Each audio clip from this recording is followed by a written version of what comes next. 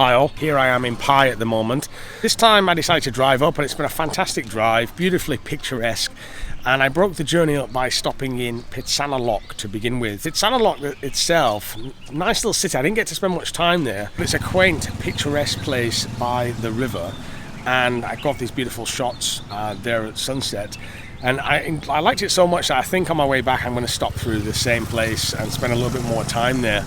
It always amazes me, these little spots that you come across when you get off your normal route and off the beaten track. Thailand is always full of surprises, and not only the places but the people that you meet there as well. I found it a very inviting city. There was a lot of smiling. Some know about my smileometer on this vlog, so I would give Phitsanulok probably a 6, which is pretty high for the smileometer. Smileometer is just my crude way of measuring Thai smiles in a location. Each place I've started to give one now. And coming up through Chiang Mai, those rare finds are an acquired taste sometimes. Bumped into a cafe that actually has lions in the cafe. So they're in a box, like air-conditioned room, where you've got like lions.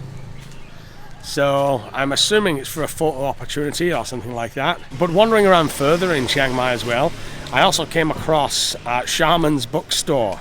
I was looking for a particular book, and it was called Chaos, actually. I was recommended it by a friend, so I looked it up and actually they had it. And it got me to thinking what a rare thing bookstores are going to be in the future. You see less and less of them now, of course. 16 years ago when I first arrived in Thailand, maybe you had like 2 or 3 on a street. But now, you're lucky if you find one decent one in the city. It had a great selection, and I just thought I'd point it out on the channel as well. If you are ever in Chiang Mai, do go and check it out and keep these bookshops alive. Like I don't want to see a time where we don't have bookshops in Thailand. We got to keep the bookshops going, guys. In other news, when I was in Chiang Mai as well, I also went to a comedy night, and it was a group of expats, like people that get together and do a little bit of stand-up comedy. And it was a lot of fun, to be honest. It's something different, certainly something that I wouldn't have access to in Buriram usually. We don't have access to any of that kind of thing. There's no social life there at all. But going to the comedy show and seeing both the really funny and the not so funny people giving it a go at stand-up, I really enjoyed it and can't recommend it enough. So if you are in Chiang Mai, I think they do I think every Thursday, once a month or something, they do the comedy night there. I'll put the poster here anyway, so you guys can check it out. Arriving in Pai, I'm just staying in a basic little wooden construction, which is called number 8. You're greeted at the entrance by a lovely snake, and the folks here are nice as well. The last time I was here actually was about 2 years ago, and there's always development. You can see here just behind me. This is early morning now, so it's about 7:30, so you kind of get the streets to yourself. I'm coming out getting a coffee, but you can see here always lots of development going on, lots of changes. I would say now that Pai, the mix of nationalities here is completely different. So Pai was one of the first places I arrived, as I said, 16 years ago, and it was very different. I mean, some people will remember it from even longer than that, 25 years ago. It was very different. Like over the river where we're going to be going now, there was lots of like little bungalows, and you could rent one for like 150 baht a night. Now things have changed. Some are 1,500 baht a night, and it's a resort. Like I've been shocked to see it's a resort. And the mix of people here, maybe it's the time of year that I am, but I would say now it's about 80% Israeli here, walking through the streets. Haven't actually bumped into many other nationalities. I believe many of them reside here now full time, and they have set up like an area.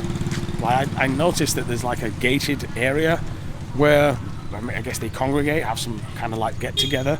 And so it seems to me that Pai has become a new location for setting up shop, whether that be long-term or temporarily.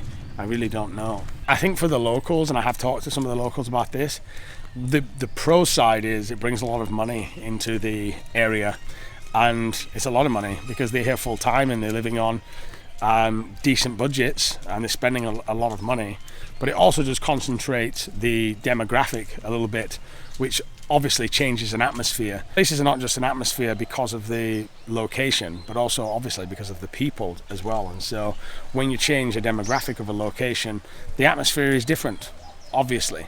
And so Pai is almost seems new every time I come here. It always seems brand new because of the mix of people and the amount of development that goes on here. So just before we get back to today's video, I would like to mention our partners, Surfshark VPN. I know that many of my subscribers have already downloaded and use Surfshark VPN every day, but if you don't have a VPN just yet, let me tell you why it may come in useful. Not only does Surfshark VPN protect your privacy online, but it also has a number of useful features, such as an email scanner, which can scan your email and identify any potential phishing scams or other scams that may be embedded within those emails. Also, if you travel a lot like I do and connect to many different Wi-Fis in different airports, hotels and restaurants, Surfshark VPN has a special alert system that can let you know if your Wi-Fi has been compromised in any way. Surfshark VPN can be used across all of your devices, so you only have to subscribe one time. You can use it on your iPhone, your Android, your Mac or your PC. As many of my UK subscribers know, there is some draconian legislature that has come into the UK which actually is an attack on freedom of speech and restricts certain content, and many of those same subscribers now use Surfshark VPN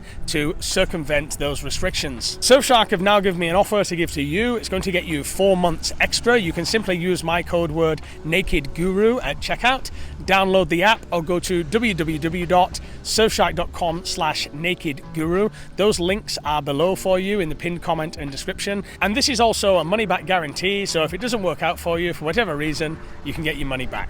Now Pai is of course as picturesque as ever. Driving in here over the hill, when I first get over that hill I always have the same feeling. Maybe it's nostalgic from the years I've been coming here pretty much religiously for 16 years every year, and I feel nostalgic when I get into those flatlands. When you've come over the mountain, which I think has the more turns than any other road in the world, you come over that mountain and you finally get to that flatland, and it's little bamboo shacks and rice field, and different from where I live in Buriram. It's more scenic. I guess it's the mix of the mountains and the flatland. So no matter how much Pai changes, I still has a place in my heart anyway. And this is where I was talking about, which is now called the Riverfront Reserve. It's boutique now. It used to be a little bamboo shacks, and I mean shacks, you had to crawl into them, and I mean they were just like a mosquito net with a crappy little mat on the floor, but you're paying 150 baht to stay in it. And so a lot of musicians, we would rent one of those for a month, and then everybody would sit around and play music together, you know. I know I have a number of subscribers as well that like to check in on Pai through these vlogs. I was talking with a friend last night about where's the new Pai. Got to be a new Pai, guys, at some point. Once the old Pai is all done, it's like the islands, you know. Once the old islands are all done and they've all been taken over and they don't have that charm anymore, you got to find new islands, and there's always new places, there's always new locations. So now I'm going to go and check my favorite cafe here, see if it's open, and more so I want to see if the woman that worked there before is still there. She remembers my coffee every year. So, and she also gives me a lot of inside tips into Pai. She's quite brutally honest. I like brutally honest people. You know, like no bullshit people. Brutally honest. She doesn't sugarcoat it, and which is it's quite rare with Thais, you know, to be critical in any way. But she's pretty straight talking. Ready cap? Ready cap? สบายดีไหมครับ อะไรนะมานุ่งวันเมื่อวานใช่ครับคนเดียวใช่ครับคนนั้นเขาเลิกงานแล้วเหรอคนไหนครับอยู่อีกร้านนึงอ๋อเหรอเขาย้ายไปนู่นเหรอเรือเจ้าของเหมือนกันเหรอเหมือนกันแต่ที่นู่นจะใหญ่กว่าอ๋อเหรอมันชื่ออะไรนะเลมอนทันด้วยเหรออ๋อเหรอโอเค So my friend as well, she's now at another cafe around the corner. it's good to know that she's still here. But it's amazing to think that in the 2 years of everything that's been done and everything that I've done and the life that you've lived, somebody's still working in the same cafe every single day doing the same thing. It's crazy to think, isn't it? I don't know where these Thais get the stamina from, you know, to always be happy and polite and welcoming, and also this place gets absolutely packed, so and do the same job every day. It's when I used to be in corporate, I was an F&B manager in the hotels, and it was the same thing then, you know, all these people online that say Thais are lazy, you can stick it up your ass. They are not lazy. Some of my Thai teams were the hardest working people, and we used to do 6-day weeks. I used to work 6-day weeks along with them as well, and they'd show up every single day. They would work their ass off, and they're always polite. They're never late. They were never hardly ever sick, and if they were sick, they were super apologetic about it.